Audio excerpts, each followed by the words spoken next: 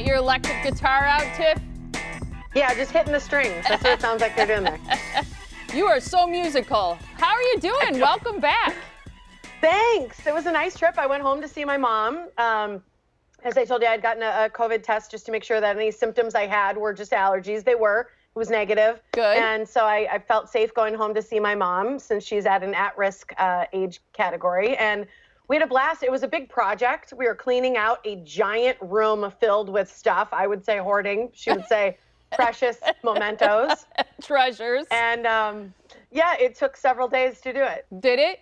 Yeah. So Yeah, were you mostly like, were you getting rid of things, donating things, organizing?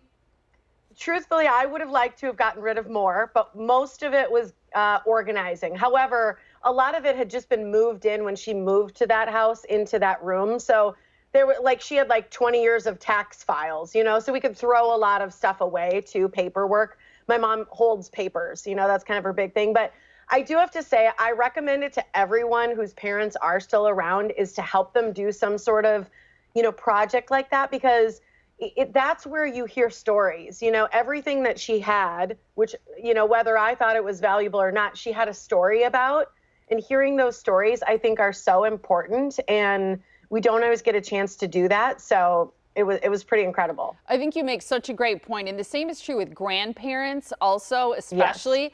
And I think as an added benefit in terms of remembering, write it down, put it in a journal, because then you can share it with your children or your siblings or whatever. But I think that's a great point.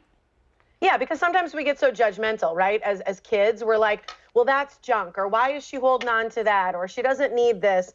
But those things have memories, and those things spark stories, and it's pretty cool. Although some of the things I thought were just plain ridiculous. And so I did bring a show and tell item. Would you like to see it? Yes, I must. Okay.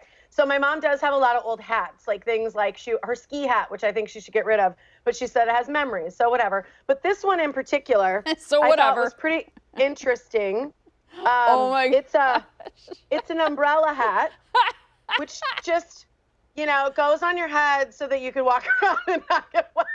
I think that is fantastic. I need that today. This one. This one's mine. And she's like, what? I said, sorry, this one's going on the show, Mom. I need to show people the kinds of things that you have in your room. These are the kinds of things we had to sort through. It's actually such a smart thing. In fact, I need to borrow it today when I go to my son's baseball game. I think that's fantastic.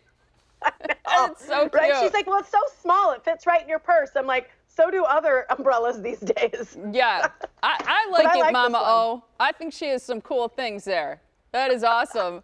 All right, so I was reading an article about tips for a happy family. It was written by this New York Times bestselling author of The Best Kept Family Secrets, The Secrets of Happy Families. And he talks about this 10 golden minutes for families. And what he's basically saying is, we have to get back to family dinners, which I think is a lot easier now. The people are kind of stuck at home.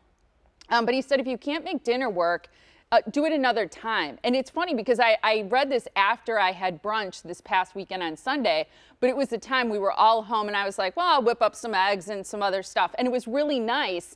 And after we had brunch, I thought it doesn't have to be dinner. And I think sometimes when we make it about the family dinner, we get stuck thinking that there aren't other times that will work with our schedule. So it's kind of like anytime you can find 10 minutes to eat or just sit together. They recommend family meetings and things like that too. But I think it's such a good point to think outside the box a little bit and not make it about that evening meal.